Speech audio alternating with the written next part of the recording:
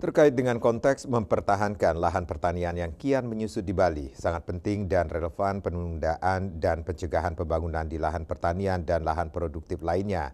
Menjaga lahan pertanian di Bali tidak hanya penting untuk melestarikan keanekaragaman hayati dan budaya lokal, tetapi juga untuk memastikan ketahanan pangan dan keberlanjutan ekonomi masyarakat. Akademisi I Gusti Bagus Udayana mengatakan lahan pertanian di Bali semakin menyusut karena tekanan dari pembangunan infrastruktur termasuk villa-villa dan industri pariwisata. Ketika lahan pertanian berkurang, produksi pangan juga terancam yang dapat berdampak negatif pada ketahanan pangan lokal. Hal ini meningkatkan urgensi untuk tindakan perlindungan seperti moratorium.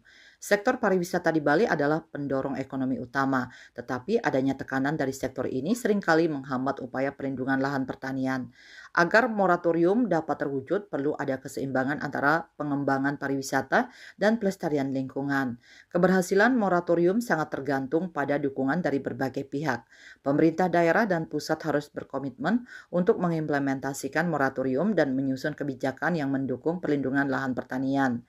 Selain itu, keterlibatan masyarakat, khususnya petani dan kelompok pelestari lingkungan, juga sangat penting untuk mendukung inisiatif ini.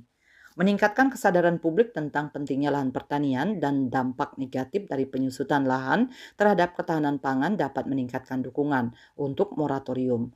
Kampanye, edukasi, dan dialog publik bisa memainkan peran penting dalam mendorong perubahan kebijakan. Secara keseluruhan, meskipun ada tantangan besar dalam menerapkan moratorium villa, situasi saat ini yang menunjukkan penyusutan lahan pertanian dapat memberikan momentum baru untuk wacana ini.